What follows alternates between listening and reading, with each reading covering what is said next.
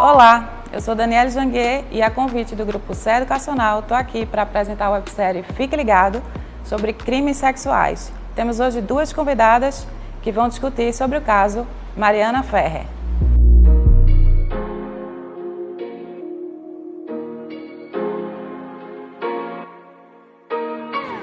Mariana Ferrer nasceu em 1996 em Minas Gerais e logo em seguida se mudou com a família para Santa Catarina. Em 2012, ela entrou nas redes sociais e começou a conseguir vários seguidores e com isso virou uma digital influencer, firmando parcerias e contratos com diversos estabelecimentos de eventos, inclusive. O Café de la Musique foi um dos lugares que firmou a parceria com ela. E com isso estava incluída a presença física dela no local e as postagens sobre os eventos e as festas que eram promovidas. Onde ela foi para uma festa que ela diz ter bebido somente um drink e uma água com gás. Mariana diz que foi conduzida por uns amigos que estavam com ela para uma das cabines para tirar fotos e neste local não havia nenhum homem, não havia pessoas estranhas. Depois disso, ela não lembra mais de nada, ela afirma. Mariana Ferrer diz que foi levada pelo suposto agressor para uma área privada do clube, onde foi dopada e dali foi estuprada. Ela afirma no boletim de ocorrência que não se lembra, não se recorda como voltou para casa. Do próprio Uber, ela ligou para a mãe, que achou a voz dela muito diferente do normal, do habitual, e quando ela chegou em casa, a mãe percebeu que as roupas delas estavam desfiadas. No dia seguinte, com muitas dores, Mariana foi para o IML e para a delegacia, prestou uma queixa e fez o exame de corpo de delito que acusou a conjunção carnal e rompimento do ímen. Com isso, Mariana entrou, junto com o Ministério Público, com um processo contra o suposto agressor, André Aranha, que respondeu e foi absolvido em primeira instância. Nós tivemos uma repercussão gigantesca nacional, uma mobilização de mulheres, porque houve, durante a audiência, uma intimidação da vítima e houve diversas coisas que aconteceram no processo que nos deixam questionamentos sobre o proceder e sobre a veracidade de todas as coisas. Aqui nós não vamos analisar os fatos em si, nós vamos analisar do ponto jurídico, do ponto de vista jurídico, o que é que poderia ter sido feito ou como poderia ter sido conduzido esse caso. E aqui nós estamos com duas convidadas especiais para tratar sobre esse assunto. Doutora Nivânia, nesse caso, a senhora acha que foi assédio ou não? Olá, doutora Dani. Bem, é preciso fazer uma diferenciação entre o crime de assédio e o crime de estupro. Não foi assédio porque, para que aconteça o crime de assédio, é necessário que haja uma situação de hierarquia, uma relação de hierarquia entre agressor e vítima. Esse tipo de crime geralmente acontece no ambiente de trabalho. No caso em questão, a vítima ela imputa ao suposto agressor o crime de estupro, que é quando alguém tenta praticar ou pratica um ato libidinoso ou uma conjunção carnal, que é a cópula vagínica, com qualquer pessoa mediante violência ou grave ameaça. Então, são crimes distintos. Doutora Maria, o que é que a senhora acha? A senhora acha que houve assédio nesse caso ou não? Em relação ao assédio, complementando o que a doutora Nivânia falou, é importante destacar que nossa opinião aqui é técnica, é uma opinião que nós não estamos direcionando lados, né? Nós não estamos aqui no lugar de defesa, nem tampouco de assistente de acusação. Nós vamos discutir de um ponto de vista técnico. Então, a doutora Nivânia falou a questão do assédio no processo, né, no caso da acusação, e eu falo do assédio que houve durante a audiência. Da audiência houve um assédio, sim, moral, porque foi atacada a dignidade da vítima Mariana Ferrer. Então, já está no DNA processual, enquanto nós mulheres somos vítimas, ser agredida, né, ser xingada, humilhada. E o que aconteceu ali, durante aquela audiência, foi um assédio moral, no momento que a gente não consegue nem distinguir mais quem é promotor, quem é juiz, quem é defensor público, né? Ali tudo se confunde, porque até finalizando, com todo respeito à Defensoria Pública, a Mariana ela ficou sem defesa, porque até onde eu vi da audiência, o defensor permaneceu calado. Então, ela quem fez a defesa própria, ela não teve uma boa instrução.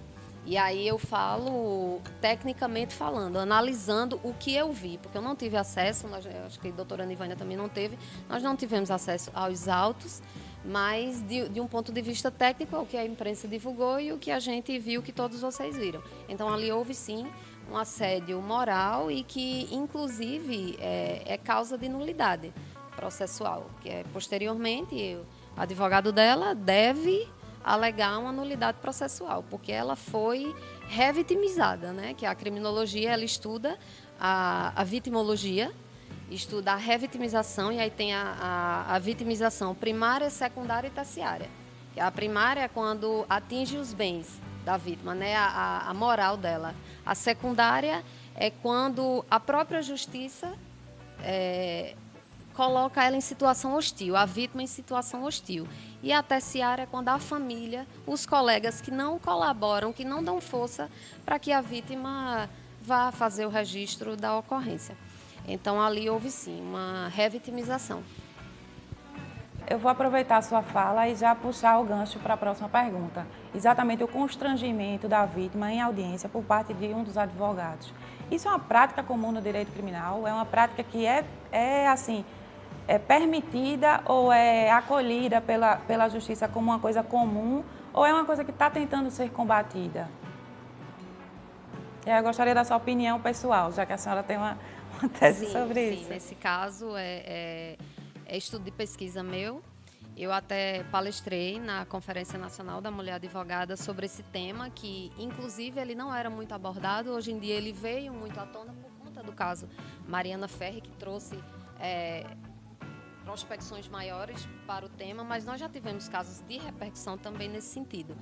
E faz parte do escopo institucional do judiciário humilhar a mulher, de utilizar como estratégia discriminando a sua condição de mulher, né? E isso não é uma estratégia válida, porque dentro do processo, nós, enquanto defesa, nós devemos conhecer cada peça do jogo, né? Que o processo é um jogo processual, onde nós devemos conhecer cada peça do jogo. Mas você trazer para dentro do processo uma estratégia que não é válida, porque você desmerecer a vítima, não é uma estratégia válida. E ela deve ser reconhecida como litigância de má-fé, nos termos do artigo 16 e 79 do Código de Processo Civil. Então, isso é claro, né? Nós temos que lutar contra isso, ser combativas, porque o que muito acontece é pelos próprios colegas, né? Que têm o dever de urbanidade. Só complementando, é muito delicado também falar disso, porque existe uma linha muito tênue entre a litigância de má-fé e o exercício da função. Porque na lei não tem nada específico dizendo que o advogado não possa fazer isso, né? Mas o processo penal traz o princípio da ampla defesa.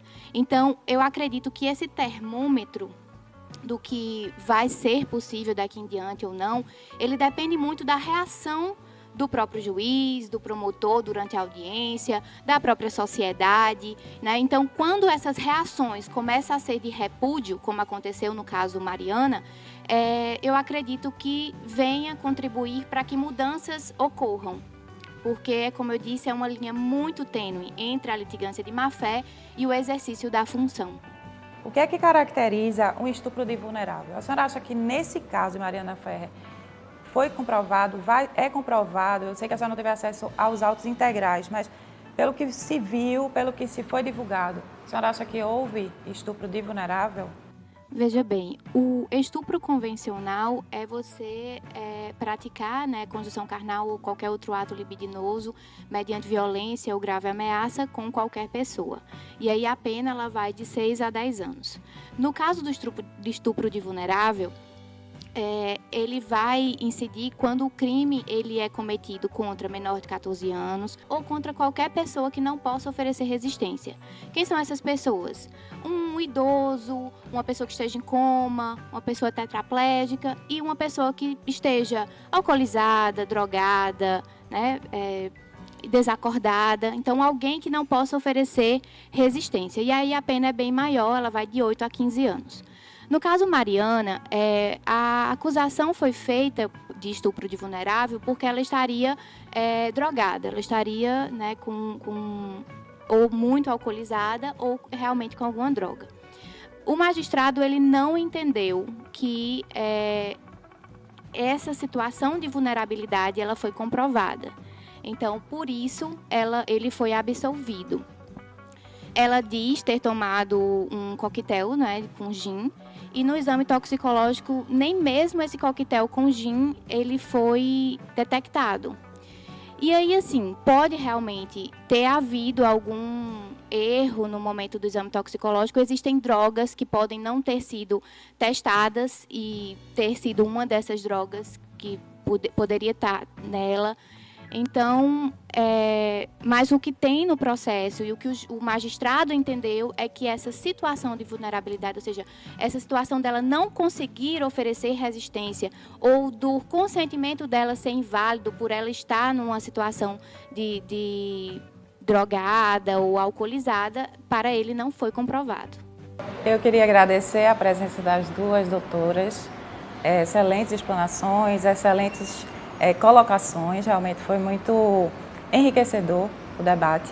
Queria agradecer a disponibilidade em nome do Grupo C e em meu nome também, porque para mim é uma honra fazer parte de um debate com duas doutoras tão especialistas e especiais.